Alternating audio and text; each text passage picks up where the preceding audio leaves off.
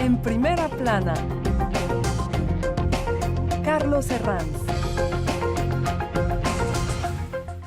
Bienvenidos en Primera Plana, un programa de Radio Francia Internacional y de France 24. Esta semana ponemos el foco en una efeméride que está a punto de cumplirse, los 40 años de Revolución Sandinista, en un contexto, el contexto de crisis en Nicaragua. Para ello nos acompañan tres invitados de lujo hoy en este estudio. Alain Ridin era el corresponsal en New York Times en Latinoamérica y vivió aquellos hechos en el año 79 allí en Nicaragua. Bienvenido, Alain. Gracias. Contamos también con Maïwenn Bourdron, periodista independiente que ha trabajado el tema de los exiliados nicaragüenses. Bienvenida, Maïwenn. Buenos días a todos. Y contamos también con el doctorando del Instituto de Altos Estudios de América aquí en París, especialista en Nicaragua, Julien Dufré. Bienvenido, Julien. Gracias por la invitación. La Revolución Sandinista, 40 años después, hoy en Primera Plana. Bueno, pues fue el 19 de julio de 1979 cuando una insurrección popular encabezada por el movimiento guerrillero Frente Sandinista de Liberación Nacional derrocó al dictador Anastasio Somoza en Nicaragua e instaló 10 años de gobierno revolucionario. 40 años después nos preguntamos cómo va a conmemorar el país esta efeméride e intentamos establecer ciertos paralelismos, si se puede, por ejemplo, entre la oposición actual a Ortega y lo que fue aquella revolución, y también posibles conexiones, como si hay similitudes entre Ortega y el exdictador Somoza, como muchos denuncian. Enseguida hablamos de todo ello, pero vamos a repasar antes algunas de las portadas que nos deja la prensa, tanto del pasado como del presente. Por ejemplo, Barricada, el diario oficial por entonces del Frente Sandinista de Liberación Nacional, titulaba hace 40 años: a esta revolución no la para nadie. La revista Time dedicó una portada al propio Ortega, por entonces héroe de la izquierda, y lo calificó como el hombre que hace ver rojo a Ronald Reagan. Y para volver al presente, la prensa titulaba hace pocos días: Ortega sin discurso y cada vez más solo a las puertas de esta efeméride, de estos 40 años de revolución sandinista. Alan, usted estaba allí hace 40 años. Si mira desde la atalaya del tiempo aquel julio de 1979, ¿cuáles son los primeros recuerdos que le vienen a la cabeza? Bueno, los recuerdos que tenían, o la impresión que tengo 40 años después. Sí, ambos. La impresión. La impresión fue un momento de enorme emoción, una especie de sorpresa para todo el mundo. Al final de cuentas, era una guerrita pequeña, ¿no? Porque un país pequeño con un movimiento revolucionario pequeño, un ejército somocista pequeño, es decir, todo en escala pequeña.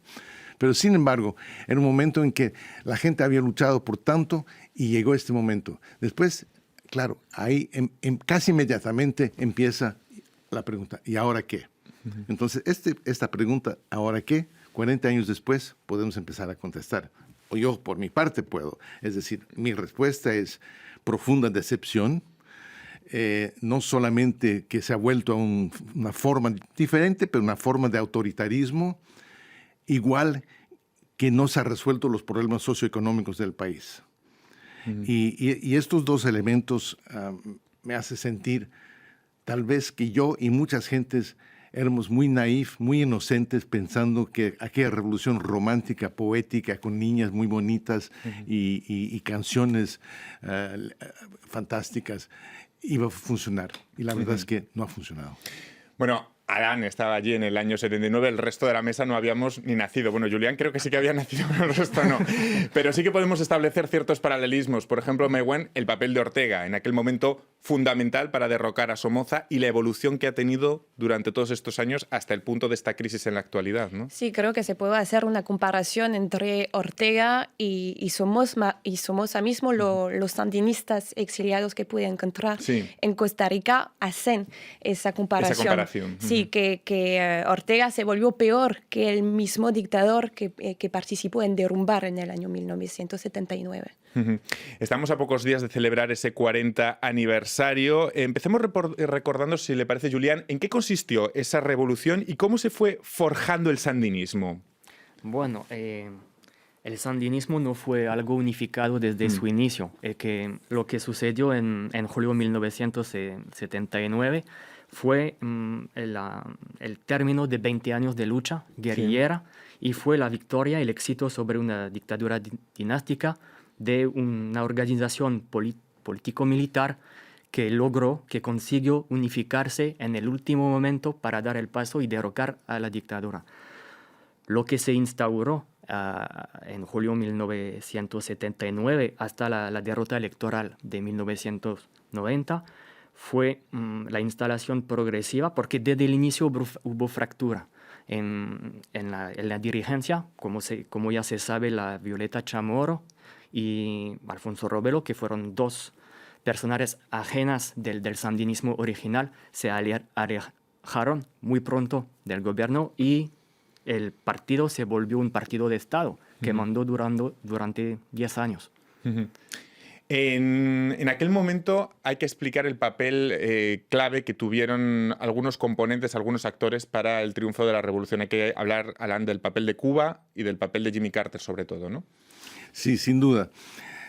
El papel de Jimmy Carter, que para los que no tienen mi edad, él llegó al poder en los Estados Unidos en enero de 77 con un mensaje de derechos humanos en general y que en América Latina fue escuchado muy, muy claramente y estimuló mucho los movimientos contra las múltiples dictaduras que existían en América Latina en aquel momento. Entonces, pero la implicación bien rápida era que en los Estados Unidos de Jimmy Carter no iba a intervenir militarmente para salvar a Somoza. Eso era el punto fundamental. Nixon, algunos años antes, después del gran terremoto de Managua de diciembre de 71, mandó tropas que garantizó, y la gente dice, bueno, aquí no se puede hacer nada porque llegan los gringos y se acabó. Pero en este momento Carter no dijo, pero era claro por toda su política, que no iba a intervenir. Una vez que la gente sabía que no iba a intervenir, eso era una especie de luz verde, no solamente para los sandinistas, pero para muchas otras partes de la sociedad que estaba inconforme con el gobierno de Somoza, pero había dicho, bueno, pues ¿qué podemos hacer? No podemos hacer nada. De otro lado, como decía Julián, los cubanos siempre participando obviamente en todos los movimientos revolucionarios de América Latina, pero ahí concretamente Fidel obligando la unificación de las tres tendencias del Frente Sandinista. Entonces él era una especie de conductor de lejos. La cuestión es si él entendía, hasta qué punto entendía que Nicaragua no era Cuba. Primero, no era una isla y que las condiciones en el país no eran lo mismo. Entonces, hasta qué punto los sandinistas tomaron el modelo cubano sin darse cuenta de la resistencia que iba a producir en el país. Vamos a ir trazando similitudes entre el pasado o paralelismos entre el pasado y el presente. Julián, ¿qué queda de revolución sandinista a día de hoy, si podemos decir que a día de hoy, 40 años después, queda algo? Bueno, yo por mi parte no creo en la segunda etapa de la revolución que oficialmente en el discurso empezó en el año 2007. Más bien no hay tampoco hay proyecto de transformación social que hubo en el 79. Se trata más bien de un gobierno pragmático, totalmente alineado a la conducta neoliberal y que se volvió más y más autoritario, reformando las constituciones para quedarse al poder.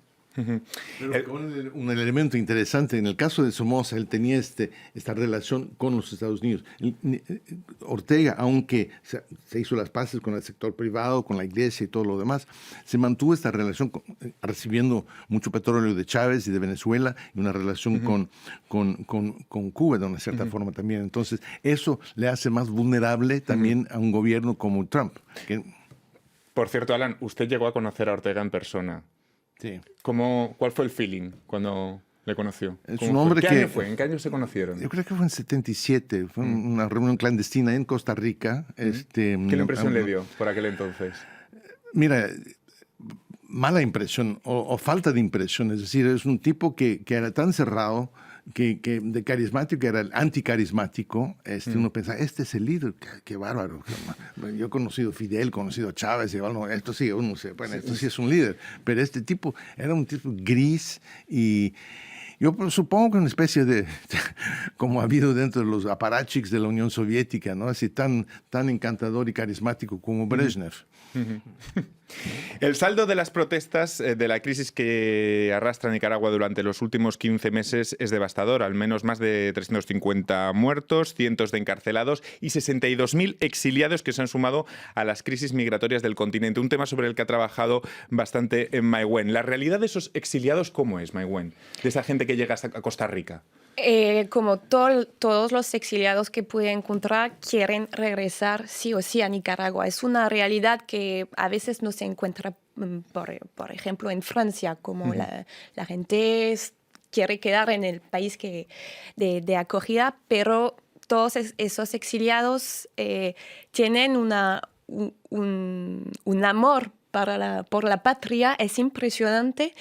Y lo que me impresionó también es las redes de solidaridad entre nicaragüenses, porque hubo varias olas de migración de Nicaragua a Costa Rica cuando hubo crisis económica en los años 90, etc. Y hay un montón de nicaragüenses que ya viven en Costa Rica, por eso esta solidaridad me impresionó mucho y esta voluntad de luchar desde el exilio que no van a parar de luchar contra el poder de Ortega que denuncian. Así las cosas, la solución que ha planteado la oposición es un adelanto electoral, creo que es de los comicios a 2021, sin éxito. Tras las negociaciones, ¿es posible, Julián, una salida? ¿Por dónde puede venir esa salida a la crisis?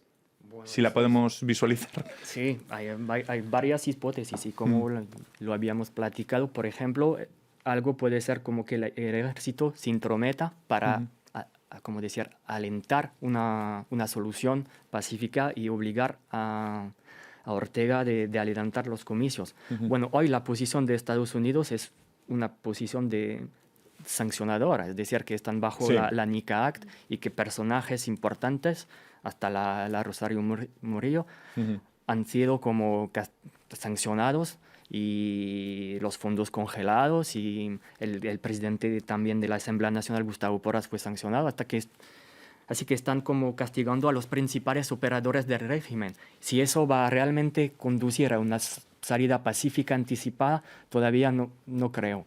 Yo creo que Ortega tiene la base y tiene sobre todo todavía sus grupos afines, como los que llamamos los paramilitares, que todavía pueden influir en este asunto. Y si se puede ver todas las camisetas, las gorras que ya están listas para el 40 aniversario, casi todo es Daniel Ortega 2021. Vamos a hacer en este punto un pequeño descanso para despedir a los telespectadores de France 24. Nosotros continuamos en unos instantes aquí hablando de ese 40 aniversario de la Revolución Sandinista en Primera Plana.